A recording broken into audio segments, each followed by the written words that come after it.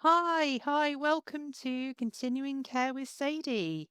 Today I have a guest who is from Long Beach, California. Woohoo! I have Carla Cohen, whose work sits right at the center of what season 2 is all about. Practice, culture, interaction, and what it truly means to lead from clarity rather than pressure. Carla Cohen is a leadership performance coach, speaker, and business strategist who empowers ambitious women to step into soul aligned leadership and peak performance. Her work helps women attract clients, income, and lasting success, not through overworking or forcing outcomes, but through alignment, emotional intelligence, and clarity. Carla works with leaders who look successful from the outside but feel invisible underneath, working harder than necessary, under earning despite their talent, or carrying more than their share of responsibility. She helps them identify the deeper patterns driving these experiences so they can shift how they show up in high pressure environments. Her approach blends leadership strategy with emotional and energetic intelligence. We all need some of that. Helping clients respond rather than react, communicate with authority, and lead from a grounded, centered place. Carla serves as a regional director for Global Women's Club, supporting women entrepreneurs and executives as they grow their business and leadership capacity through aligned strategy and emotional intelligence decision making. What I love about Carla's work and why she's such a powerful guest for this season is that she doesn't separate leadership from humanity. She doesn't separate performance from well being. She doesn't separate success from alignment. She understands how that we lead is shaped by what we practice, the cultures we build, the interactions we have, and the clarity we hold within ourselves.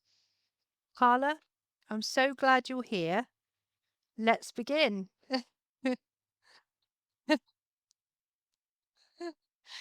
Oh, wow. Well, we all need someone like that in our lives, especially as women. And it's in the UK. It's coming up to World Women's International World Women's Day, 8th of March. So let's bring that on as well. So when I do these conversations, my listeners know I always start off with the first section being about practice and culture and understanding what's at the root of what you do. So, Carla, your work is deeply rooted in the idea that leadership isn't just a role, it's a practice. It's something we cultivate daily and it shapes the culture around us. When you think about leadership as a practice, what does that mean to you? Well, I think for me, especially in light of, I've just written a new book about it. One of the things is really aligning, being in alignment from the minute that you walk into the room as a leader. So, and recognizing when you're not. So, most leaders, if there's a project, they come in with an agenda about what needs to be done. Say they're having a meeting with their team and, they come in and they've got this agenda, and they may not take the time to actually look and see what's going on in the room. Like, literally, the old saying, "Read the room." Read the This is room. for Yeah. real, right? Like, really read the room. Yeah. So, not just checking in with what's noticing what's going on in the energy in the room around you, but also noticing what you're bringing into the party, so to speak. So, how are you because your presence, people will entrain to your energetics. So if you're out of whack and you're not centered, you're not in your body, you haven't taken the time. Uh I huh. recommend that leaders take that moment to, especially as females, we need to really take the time. We're so used to giving and taking care of others, and it's kind of in Yeah. our DNA. Like, what happens when you take the time to, like, ground, put both Yeah. feet on the ground. take a moment to make sure that you're seated in your body. Take a moment to make sure your shoulders are not up in your ears. Take a couple of deep breaths, and then from that place, see if you Huh. can connect around the room with your eyes Yeah. and see what's going on with the people around you. If you come from that place of presence, then Yeah.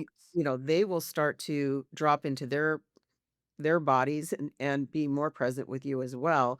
And so then you start to have a conversation from a different perspective. And the other Yeah. thing is noticing if the room is really feeling off. And instead of, charging through anyway, like, what if you just ask, like, hey, I'm noticing that I'm feeling some tension in the room right now, or I'm feeling some anxiety because a lot of times people are coming into those meetings, they're afraid of the politics, right?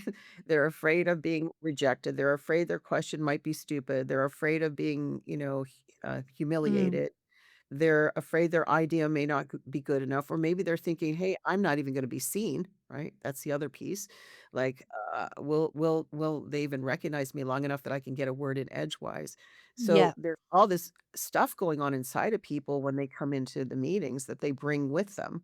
And our job as feminine leaders in the feminine model that I talk about, Yeah. I is to drop into that place like I was talking about and really check in with the room so that everybody starts to really be present and can feel included and seen and heard and not judged for what they're bringing to the table. Yeah. Really, really good point. Especially, I love the point about, do you know what? Ask if something feels off because people forget that when anxiety takes over, logic goes out the window. So that's a good one. What are the daily or weekly practices that help leaders stay aligned rather than overwhelmed? I'm a big proponent of taking some time to for yourself during the course of the week, hopefully daily, where you are doing a check-in with yourself, checking to make sure that you feel rested, that you're hydrating. I mean, these are simple things, right? Eating food that you know doesn't put you in a food coma, little things like that. But I'll also, just hydrate now. yeah, and just, breathing, like taking time to breathe and literally, again, checking in with your body, like how because here's the thing, the place that I come from with, with my 30 years of experience in, the healing arts as well, I bring that into my business strategy with leaders is people don't recognize that there's all kinds of emotions firing in their body all the time, and they're not Mm, taking time those are messages, right? So, yeah, that pain in your shoulder is not just a pain in your shoulder, it's maybe telling you that you feel obligated and you don't wanna participate in this particular activity that's coming up. That a reason that you suddenly have, I have, oh my God, I feel so congested and I can't breathe, might be that you've got some grief coming up before a meeting or an interaction. So taking the time when you're at home to, and sometimes you have to do this in the workplace, like take a moment and shut. I had a friend who, she was not a client, but she would have been a great client.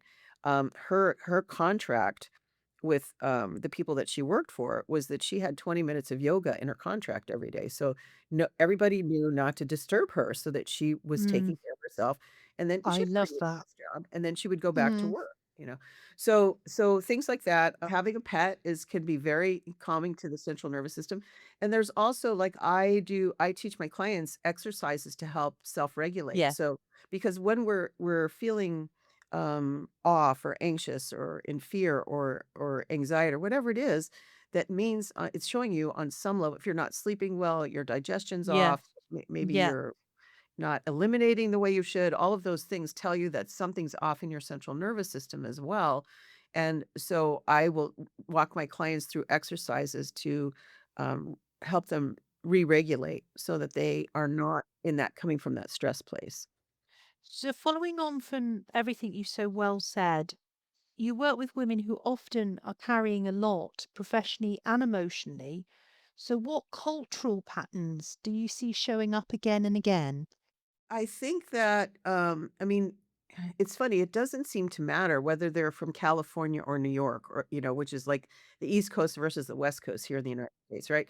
It really doesn't seem to matter about, those things. But what I do see in terms of what I see in terms of cultural is a little bit more drilled down than that, which is literally like what's your ancestry? I was born in a Jewish family, but we didn't follow Right. Jewish traditions, right? Yeah. We didn't do anything particularly, except for maybe the high holidays do something. So we were kind Yeah. of aware of it. But that within my culture, there's certain things that I was taught without thinking about them, right? Like it's valued that women are educated in Jewish religion, right? So I was taught knowledge is really important and learning those things are cultural, right? Also some limitations about how far, what kind of um, occupations I should consider or not consider because, Yeah. based on mine. And I kind of see that in other groups here. It's like we have a huge in the United States, well, where I am around here, we have, pretty big Asian community, pretty big Iranian community, pretty big, there's Okay. all these different, Oh, and within wow. each of those, you can see that the traditions that they came down through their culture Mm, are more impacting them than what's the culture in the organizations, if that makes sense. it does. I mean, professionally and emotionally, what do you see showing up again and again for these women? Well, it's kind of the same thing, women are women across the board. So I will see these incredibly accomplished, beautiful women with every credential you could probably imagine, still thinking that they're still suffering from things like imposter syndrome, questioning their decisions, debating over holding themselves back from things that might help them, right? So That's the we're biggest. talking about shrinking. Shrinking and also just stopping, like, literally not moving forward because not recognizing that it's even an emotional, pattern in there that's keeping them from taking the next step. So one of the things that Okay. I do is, like, when I'm working with a leader, for example, I'm not just gonna look at, "Okay, let's get you from A to B." It's gonna be like, what's the underneath there? What's down underneath the surface that's keeping you from moving to A to B? And then my job is to help address that, right? Help them Yeah. figure out what that is. And so that comes back to kind of what we said at the very beginning, which is learning how to listen to your own body. I'm a meditator. I've been practicing Yeah. meditation Yeah. pretty I think I've missed once in 40 something years. Oh, wow. The first thing I do, I get up, I shower, I do some, spiritual practice, I meditate. And what happens with meditation is you start to be able to look at yourself from the outside in a non-critical way more easily, so more effortlessly. So, in other words, I can look at myself as a witness and go, okay, well, wow, notice I didn't move forward on this and I didn't do this and this. And okay, so now that I see that I'm doing that, what changes do I want to make? Or what's the emotion that's stopping me from moving from A to B? So, within cultures, it's the same thing across the board. If I can get down to there's emotional barriers that have been placed in women that we don't even question. And part of the work I've done is I've seen that, look, it comes from gestational things, it comes from family, it comes from generational things, it comes from environment, it comes from traumas that we didn't even necessarily recognize as a trauma. So all of those imprints are affecting us in terms of how we move forward or don't move forward. So, based on what you've just said, really clearly said, how do you help leaders shift the culture around them and not just their behavior? How do you do that? Okay, so it does start with their behavior. You know? So if, the difference between me coming into a room and breathing and coming into a place of presence, I'm setting I've subconsciously impacted the people in the room. Just the fact that I've walked in, I've changed my posture, right? I settled into myself. I'm Yeah. standing I'm grounded. I'm breathing. I'm looking around the room. That very just doing those simple things right there starts to change. Another thing you can do, depending on the situation, like if you're not the leader in the room, but you're the leader in the room sitting in the chair. You know, you're not physically the one in front of the room, but, you can if you're experiencing a dynamic in the room that doesn't feel good to you, you could literally get up and move, positions if possible, move into a different That's, yeah, chair. that's how do they? change their environment. That's where what I'm trying to get at is Yeah. like, can you ask for the lighting to be dimmed? Is there anything you can do, you know, Well, with it may not regards be to so it may not be so easy to, like, turn off lights or whatever. It might be, like, the middle but generally speaking, moving positions changes a lot. Because depending on where you sit in the room, and I could do a whole thing just on that. You're gonna receive the information differently and have a different feeling about the what's going on in the meeting.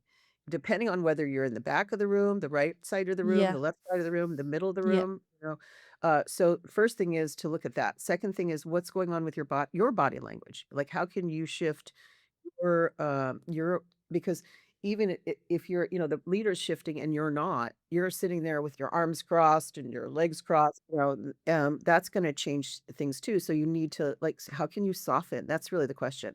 Like, can I be more soft? Is there something inside of me that can let go? And then the other question to yourself is, is there a way that I could perceive this particular situation differently than how I am right now? Because that's a choice. How we receive information, our attitude it can be a conscious choice. yes, yes. What does a healthy, soul aligned leadership culture look and feel like to you, Carla? Well, what I like to use is this. If you think of um, a composer walking in and there's a band, right? There's Mm-hmm. the orchestra. And Okay. the difference between, in an unhealthy culture, there's, maybe the tuba is playing and maybe the drums, and the composer's trying to conduct everybody and nobody's playing, right? In a healthy culture, you have every instrument, the oboe, the violin, the piano, Yeah. everybody, it becomes more like a symphony than, Yeah. and we move And from harmonious. harmonious, exactly. We move from staccato, which is very abrupt and quick and to a more softer kind of energy where things are more aligned, fully aligned. So the feeling in the room is going from air that feels very thick and isn't moving to being out on the bow of a boat and having the wind blow against your face and being okay with the sea chopping underneath you. Uh, Right. Okay. um, it's really, it is a little bit hard to talk about how it feels, but the difference is that that thickness that was once there is no longer so palpable. As a matter of fact, it just completely dissipates, and it goes from this, I don't know, I wanna say stiff and, slow moving, like, think of somebody moving through trying to walk through cement, right, to this place where there's so much excitement palpable in the room because everybody feels included and it's electric. So going from cement and sludge to electric is a good way to Yes. describe That it. that that actually sounds really good. Yes. I want some of that. Atmosphere. Yes. Definitely. We're going to go on to section 2. Thank you for all that. It's been insightful, definitely. We want to talk about, again, season 2 is the how, which you've mentioned a lot, which is great. But we want to look at the interaction and emotional intelligence. Now, my listeners know I'm really, really interested in emotional intelligence. Um, in fact, I think it's vital for leaders of the future to actually have and develop. So this season is also about interaction and how we communicate, how we relate, as well as the emotional intelligence that shapes the spaces we lead. So, my first question for this section is, what roles does emotional intelligence play in the way leaders interact with their teams, clients, and environments? So, let's start with teams first. First of all, I wanna say, I think there's the third I think emotional intelligence and again, I'm certified in, all these different levels of that, right? That's one of my specialties. But the more I've dove into it, I feel like, it doesn't address energetic intelligence, which I think you need intellectual intelligence, you need emotional intelligence, and you need energetic intelligence to be a really good leader. So going back to emotional intelligence and coming from a leader, it's like being able to be present for each of the people that you're working with in your organization, taking the time Yeah. to develop relationship with them and understand what is their gift, like what's their brain talent, and what is it that what are their particular things that you need to consider when you're working with that individual? Because we do have in emotional intelligence, we actually have different brain personalities. And so, and I that's a very in-depth thing to not I don't wanna start diving into that No. because we may get lost. But understanding that, like a man who for let's just say I'll just draw an example from like the real world. There's a man I work with. He's a brilliant technologist. He's very good at IT. There's nobody I've ever seen that writes programs like he does, very creative. When it comes to speaking with him, I my way of working is I prefer to sit down and have a conversation and say, "What do you need?" His preference is, send me a questionnaire and I'll fill in the questions and then a survey and then I'll get it back to you, right? Two very, very different styles. And so as a leader, we need to understand that each person has a different way that's their strength for communicating and what is their style and what do they need in order to perform the best they can and be the best part of the team. Yeah. Okay. So you've also mentioned individuals as well as teams, Yeah. but it sounds like it's a lot more complicated when you're working with a team, I guess. And what about environments? That was the last one. So going back to the question, what role does emotional intelligence play in the way leaders interact with and we've done teams and clients. Now we want to know about environments. Well, I think it goes back to something I was saying earlier around employees. So if you come in to any meeting or any situation and you see yourself more as the host of the situation instead of the participant, not the leader Right. necessarily, if you're Yeah. not the leader You're getting per over se, that imposter syndrome. right, I love right. that. Yeah, and just Brilliant. come in and see the room, act as if you are the host bringing all these people together. How would you greet them as a host? Well, you'd go around and try to connect with people, Yeah. hopefully, visually, Yeah. right? And Yeah. again, going back to what I was saying, where we we'll come in and we've got all this stuff in our way, like, and we're not recognizing it as emotions, right? It might be fear, it might be anxiety, it might be, whatever flavor it is. And allowing yourself to have that feeling in your body, like, okay, I'm feeling like I'm afraid to, oh, I'm afraid of rejection. Maybe that's Yeah. the first obvious thing, right? What if they don't? What if they don't? But I come from what if they do, right? So instead of what if they don't welcome me, what if they do?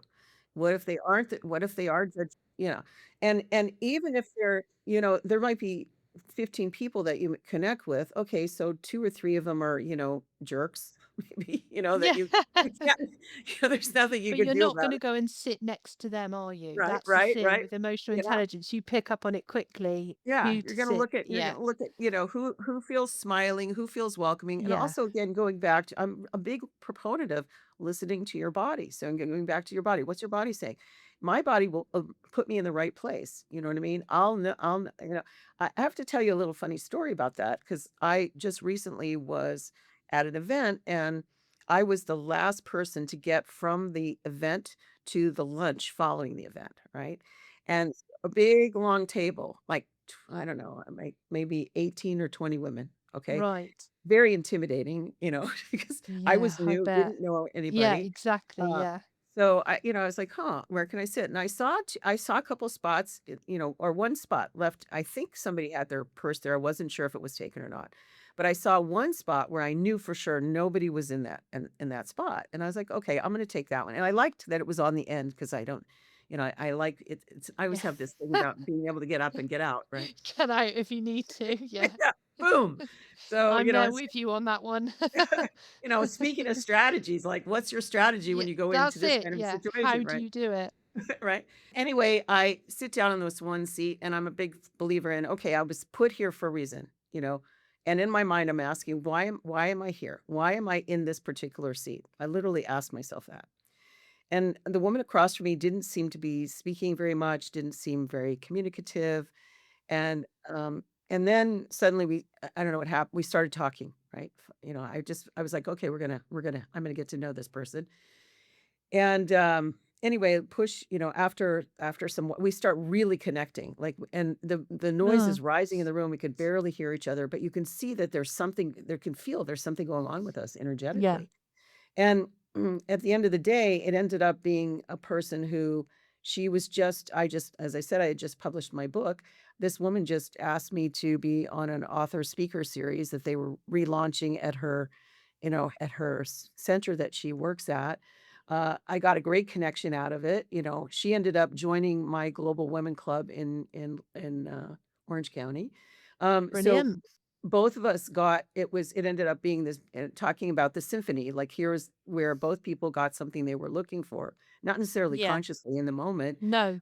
but environmentally, we were put in the right place, in the right circumstance where we could connect and have that.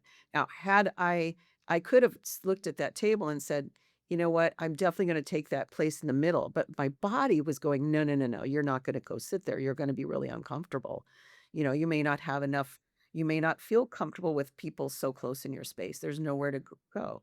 So, I think it all ties in together. I don't know if that answer I got off track a little bit, but I think it's good for people to hear stories. Yeah. So, Yeah. No, but also it reassures and reinforces people who don't always listen to their intuition to listen to their intuition and to actually try and just go with the flow a little bit and allow things to come in, because they're those that and then that's when those sort of moments happen. um Many leaders feel pressure to hold it all together. How do you help them communicate with authority without losing authenticity? Now this is an important one because a lot of people do lose their way. I just have to tell, another story here. So, Story time with Carla. I had okay, so this is actually somebody else's story. It wasn't mine, but I have to share it because I heard it and it was so powerful. So this gentleman he is one of the top coaches in the world, and he happens to be one of my coaches, right? And Excellent. okay, and he came up in front of a room, and it was his first time where he was gonna offer his big program to, the room, and he to a big room of people, like, live. And so he does this whole presentation. It comes down to the part where he's going to talk about, what he offers, what kind of program he offers, and he starts to, do it, and he stumbles, and he stumbles, and he just like, he was doing a horrible job, horrible, right? And so, he actually broke down in tears in front of the Oh audience, no. and he said, like, what happened for him, it was so powerful because he did the thing he was most afraid of. Once he fell apart once, he was able to go forward the next time with, like, Right. more composure, like, so what I'm saying here is I think that sometimes we need to allow ourselves to, quote, unquote, "fail" in front of the room, fail as the leader, not do I say go forward imperfectly. That's one of my sayings, go forward imperfectly. Like, I've had interactions with people where I'm like, okay, that and maybe it didn't go the way I was hoping it would go. But what everybody I would love to see everyone. I invite everyone to do without being critical, look back on the situation where you think that you blew it and take the learning from that and see what you can do the next time to improve. And so as we move forward, how do you because if you're allow yourself to be vulnerable as a leader, yes, there's going to be some people who judge you. There's going to be some people who put you in a little basket and maybe they write you off for a while. But there's gonna be a lot of people who appreciate your vulnerability and your authenticity and what you're modeling, and it allows them to do the same because the people who bottle it up and keep trying to move forward despite what's going on inside them end up having those breakdowns and in not a Yeah. good way, right? So, So here in the UK, we say presence over perfection, yes. And we don't say, well, people who listen to my channel and listen to the experts that have spoken, especially in series one, a Yeah. lot of the time they say it's not a failure, it's a learning opportunity. Right. And I love Exactly. that because if you are kinder with your words to yourself, Hmm. then you can be kinder to other people. So I love the fact, and I'm sure you're very switched on to flipping the narrative and making sure that, the way you understand what's going on is gentler than, say, the harshest critic in the room. Yeah. Well, I mean, we're often harder on ourselves than other people are, you know. Yes, I mean, I've done yes. presentations where I was not feeling comfortable at all. Hilarious, actually. I had a webinar. I wasn't that long ago, about 5 months, 4 or 5 months back. It was new that I was teaching. It was a free webinar and I did not think I did a good job at all. I felt I was actually, I just felt energetically off. It Mm, didn't flow. I was, and misaligned. yeah, it just didn't feel, like something was just off. And it was really interesting. I had more signups for my offer at the end than I'd ever had. Wow. And the feedback I got from the people who had volunteered to help me was like, that was a great webinar. But it was just, I don't know, and I was just not in I just wasn't, for whatever reason, it was a great lesson for me to like go back and do what I do with clients too, was again, well, how can I reset my central nervous system, so that even when it's new material, I don't have that anxiety, when I'm putting that out to the group. So it was the best feedback ever to have people that was to contradict what I thought was going on because, and in emotional intelligence, we do this thing called a 360, which is a report. You take a test, and then that you have other people around you do an evaluation of you, and you compare your perception to what other people's perceptions are of you. I love And that. we We look don't have that in the Okay. UK. I Yeah, like so that. you look to see, like, well, it's something that you have to be certified in order to just to do the debrief. It's very sensitive, right? It can make somebody very upset. And, so usually the circles don't line up very well, people's perception versus Yeah. what's going on in the inner Oh, circle versus yes. the outer. Yeah. And, when I did mine, it was pretty close, like, what I thought of myself versus, so it was really shocking to have the experience in my webinar where it was so off, like what I perceived in myself and what other people perceived really was a huge mismatch. And I was like, it's interesting that I could be so there in all these other ways, but suddenly, here was a situation. It just shows you that we're always changing, right? We're never quite the same, you know. But I do want to say one thing here about the how. We've been talking about that a lot. And I think it's important to, some of this that I'm going to say for people might be a little bit of a stretch for you to believe. And it's okay if you don't believe it and you don't agree with me. I'm just going to put it out there though. It's So fine. if you It's if fine. you have a negative experience or something you perceive or Mm. as a negative emotion, the more you put your attention on that emotion, the more you're going to draw in more of the same. And I'm not telling you to be in denial about it. I'm suggesting that you make peace with that feeling, like not trying to make it go away, but acknowledge it. Take some time to acknowledge the feeling. And then you have an opportunity to because you have an opportunity to either stay in the negative feeling and create more of, you have an opportunity to potentially, when you get in the negative feeling, what happens is your energy is going down. Everybody's been in a room where somebody's negative and you can feel what that Yeah. does, right? So Oh, yes. you don't want to be that person, right? So the other thing you can do is you can visualize a different scenario. Like take yourself completely out of whatever that is that's negative and try to visualize something that's a positive and feel it. Literally feel yourself in that experience. You're on a chaise lounge in the Bahamas under the sun and the wind is blowing and you can hear the ocean, and take yourself into that experience.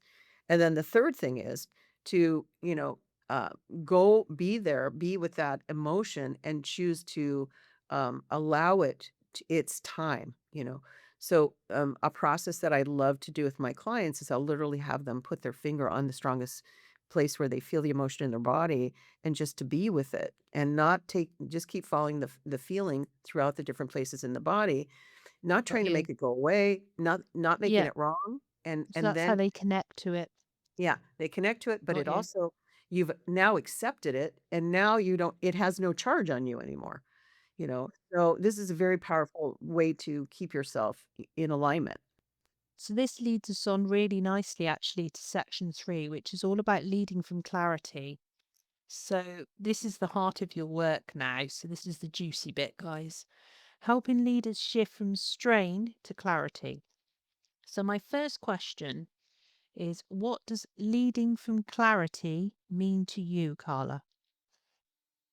Well, I think for me, a couple of things. One is setting my knowing where I'm gonna go, making a choice that nothing's gonna stop me, but being willing to adjust my, navigational, journey, as necessary as things are happening, because what I see the biggest problem is when people are they hit some resistance in their vision, and then they either decide that they're not gonna continue pursuing the vision, they completely stop, or they don't adjust, or they do number 3, which is try to push really hard against what isn't working, right? Which again leads to burnout. So for Yeah, me, leadership is knowing when it's time to adjust, when it's time to, good. let it go, when Yeah, it's time, and also, again, going back to, "Okay, I'm having feelings about this. I need to take some time to touch into what's going on with me and see what's causing me to feel like I'm not in flow," because in mm-hmm. the ideal journey, I work with the map of consciousness where, anger and guilt and fear are all in the lower levels of measurements, right? They're the Yeah, vibration. And when you're in those lower vibrations, you're in a cycle of struggle. You're not in yeah, flow. And so the idea is, how do you move up the scale to a higher level where you start to shift into flow, and ease. You move, but the way that it works is people move from struggle to a getting by vibration to finally being in flow. And so, how do we take ourselves, you know, yeah. the flow? So that leads us on perfectly, actually, to the next question, which is, what are the signs that a leader is operating from strain rather than clarity? Can you give me three? Well, poor sleep, uh, uh, tightness in the shoulders and the neck, the jaw's tight, you're angry and you're frustrated. Those are some great signs. I gave you some more signs, but Yeah, yeah, we'll stop there. Stop there. You're a mindful of information, but I think that's great because I'm getting overwhelmed now. I need to cool down. So brilliant, brilliant. This is the really juicy bit of the conversation. So this is great. I'm getting very fired up now. You work with the invisible currents underneath leadership, the beliefs, the fears, and patterns that drive behavior. How do you help clients identify those currents? Hmm. Well, one thing is when things are not moving forward in a way that feels good to them, it's first of all, um, taking the time again, kind of forcing them to sit with themselves and like we'll literally have a conversation, but like, what didn't feel right about that? Like, Yep, and does yep, it feel the like right questions. yeah, it's asking the right Mm, questions is a huge piece of it, and also drilling deeper, like, because whatever the first response is great because that's usually the thing you didn't think about the most, and I love that, and we can work with that. But there beneath that, there's deeper and deeper currents. So what we wanna look at is first of all, where are you butting up how do I say this? Where is your belief system butting up against what's really going on in the world around you? Because your belief system is controlling what your reactions are out there, what your responses. So if you're not your belief system, you're so ingrained in it and so embedded, and you're not allowing yourself to look at it or let it maybe flex it a little bit. You need to see if your belief is really something that you need to keep holding on to. A lot of people they fight for the truth, but what's the truth, right? It's a thought that a belief is nothing more than a thought that you thought over and over again till it becomes a belief. So in series one, we actually talk a lot about foundations and core values. So if any of my viewers want to revisit series one, it will explain, the experts will explain that very well to you. And then that will revisit, if you revisit my conversation right now, you'll fully understand what Carla's just said, because that's how we do it. So that is perfect. That's brilliant. What changes when a leader begins making decisions from clarity instead of pressure? Hmm. What changes? Well, again, we move more into flow. The Mm, team gets happier. Everybody gets yeah, happier. The whole good point. energy is different, right? Because people feel when people feel seen, heard, valued, right? That their responses matter, that their presence is important. Everybody's happier, right? Because who doesn't Yeah, want to feel good about what they've yeah. contributed, right? So I think that's the biggest thing. And again, it starts with the leader. If the leader is willing to create that energetic coherence and take the time to, relate to each of the people on the team, get to know them, see who they are, Mm-hmm. where they're coming from, and also be willing to question, but do it in a way where people don't feel like you're accusing them or making them wrong when you ask the question. So we are now talking about empowerment. Hmm. Yeah, yeah. No, that's brilliant. And I've definitely got there myself and everybody around me as well. So that's, yeah, I fully understand that. Can you share a moment where a client shifted into clarity and Mm. everything changed? I know I can. I know that Yeah. moment as clear as day. Yeah, yeah. Can you explain a client that shifted? Yes, okay. Let's do, So, let's do this. Story time. Come on. well, this Let's go. I particular love this person, I won't question. even say what organization she works for because No, no. so I work with people Use sometimes that, pseudo names if you want. yeah, no, no, no. She's this person's it's a government position, okay? And as we know, that can be very trying on people because there are certainly more structure and limitations in those positions than anywhere else, and it's very hard. Anyway, she came to me. Her goal was to move up the ladder in her organization, and she had just come back from a um, some time off, right? For extended time off because she'd been through a very, very traumatic situation in another part of the world. Okay. So she's coming back to this big organization. She feels like her reputation was sullied because of what happened at that other location. And there was some very horrible things that went on, natural disasters that she could do nothing Oh, about. yeah, out of her A team control. was brought in that took over, and she was sort of, diminished by it. So now she's at this new place. She has a whole new chance to start over.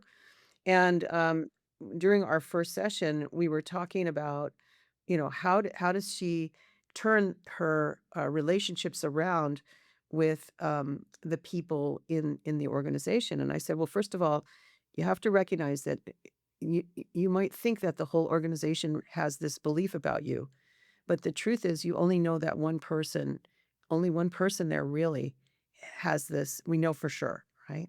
So instead of generalizing and thinking it's everybody, let's just avoid that person like for now.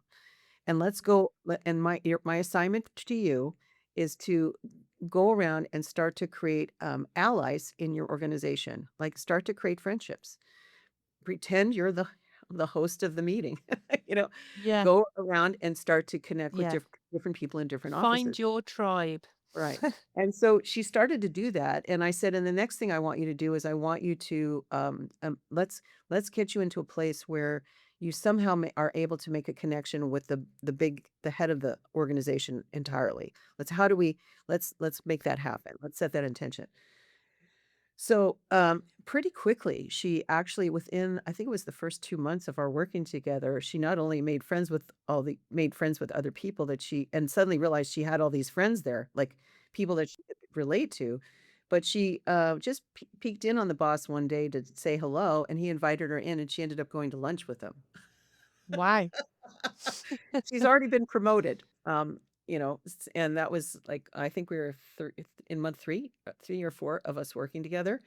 So I love that because and what her takeaway to me was, "Carla, my energy really is affecting what's happening to me out there in Yeah. my office." And I'm like, "Yes, exactly."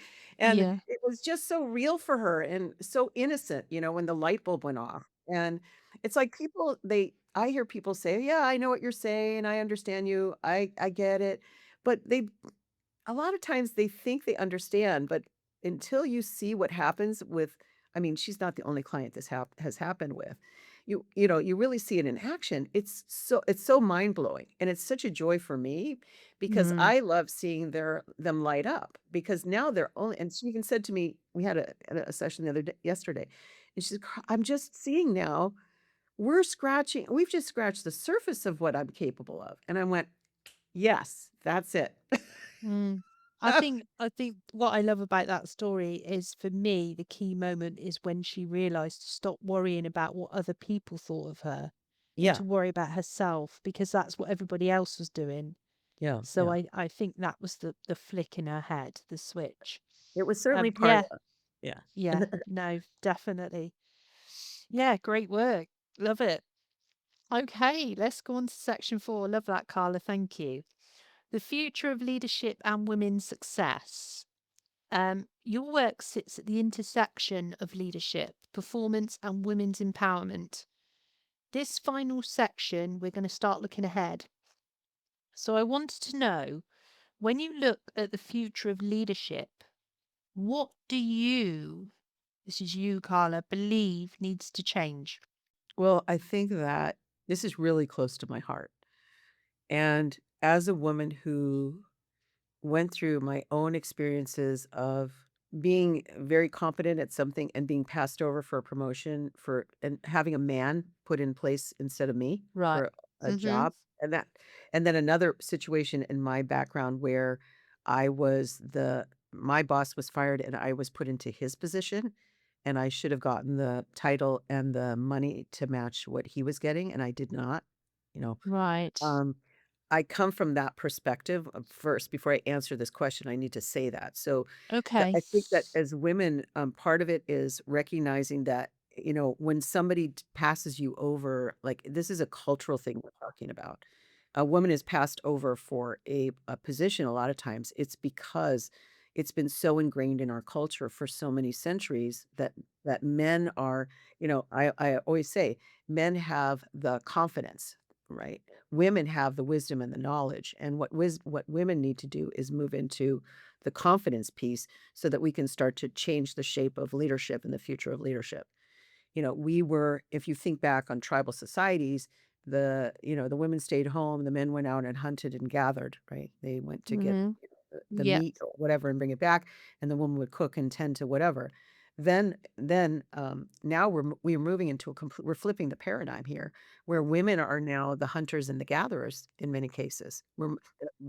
And what we need to do is take ownership of that because that's part of stepping into leadership and we don't have to be aggressive about it, but we can be assertive in terms of holding our space, believing in ourselves, having the confidence to navigate where men are trying to maybe override us. I mean, I'm not bashing men at all, by the way, because but I'm just saying that this is the reality is we have to, as women, we have to, and it's happening, but it needs to happen on a larger scale. We have more women in government here in the United States than we've ever had Yeah. before. And I And love seeing, yeah. it's similar in the UK with Mhm. our, obviously we have Starmer at the moment here. So most of his team are women.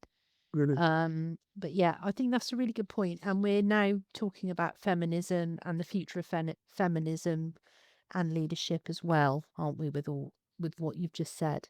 I think that's brilliant. Following on from that, what do you see women leaders redefining right now in business, in culture, in themselves? What do you see them redefining? Well, I think the thing is, first of all, many of them are starting to understand that they don't have, if they're single moms, because I know a lot of them are out there. Mm. They're trying to, and even the ones that are not single, we're redefining how perfect of a mother we have to be, or how perfect of a wage earner, because it's really finding that Mm. sweet spot where Yeah. we forgive ourselves for not being first of all, for being human, right? We're brilliant at multitasking. Women are the best at it. Yeah. I mean, but no, I had a friend once, she was nursing her child, sitting on the toilet and reading the newspaper at the same time, you know? And so, You should have seen um what I was doing earlier when I was trying to catch up on your new book. yeah, so I think, the thing is just understanding that, it's first of all, because we are multitaskers doesn't mean we have ADHD, you know? We're trained to learn how to do Yeah. that, so that's lightening up on ourselves in that way. I'm not gonna go down that route, but I fully understand where you were coming in from there. Yeah, and secondly, just really understanding that, like, again, just going forward imperfectly and forgiving ourselves for our imperfections, and just doing our Uh-huh. best to recognize, like, when we've done a misstep, and making a course correction. Yeah. And hopefully, the bigger thing is, as we get frustrated with ourselves, to be super mindful that we're not taking that frustration out on the wrong people, Um, or people around us, because it really is internal, and really dealing with the energetics of that internal frustration, and healing that idea that we have to be perfect, so that we can move forward and create a place for ourselves as female leaders. and everything you've just said there is really, really important.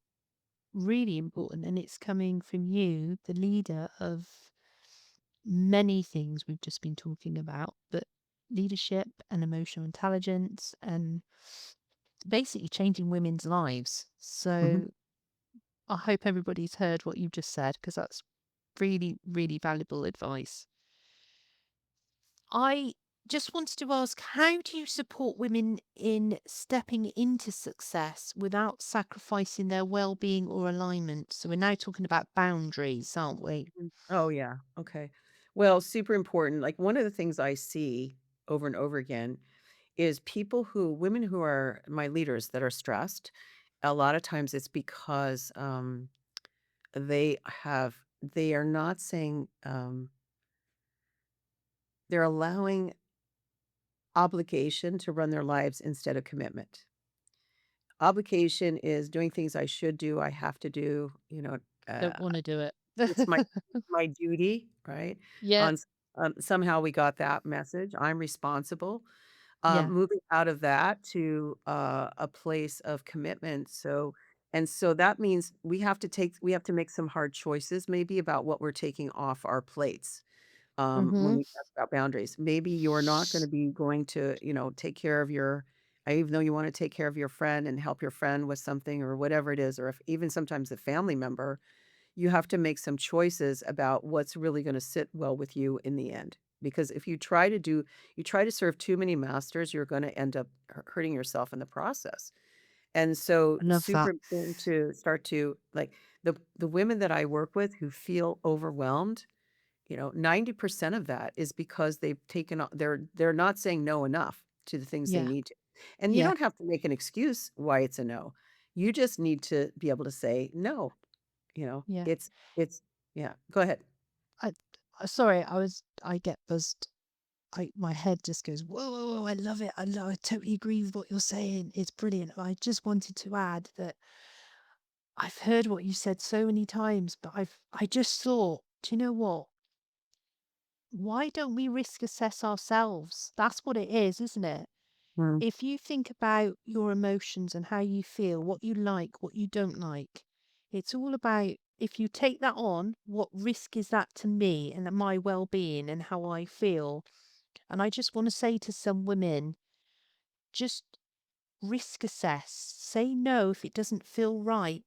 If you work for someone and they said go and risk assess that client or that patient, you would do it.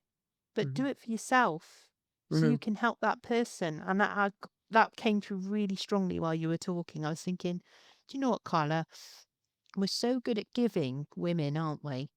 All the time and helping others that sometimes we need to apply that to ourselves, don't we, really? What we're doing is just assessing the situation and how it's going to make us feel. And do we mhm. really want to do it? Because I think some women just take everything on and they don't think about the risks. How is that going to impact my life 6 months down the line? I'm a single mum. How am I going to fit that into my life? And you do, like you rightly said at the beginning of this conversation, you need to slow down and look at how your body's reacting, how you feel. And that kind of just brought it all back to me, that one comment you just made there. So that was brilliant. I hope that makes sense, what I've just said. Yeah, yeah. Well, I mean, the thing from my perspective, it's those are energy leaks. You can call them Yeah. boundaries, but it's where your energy leaks out.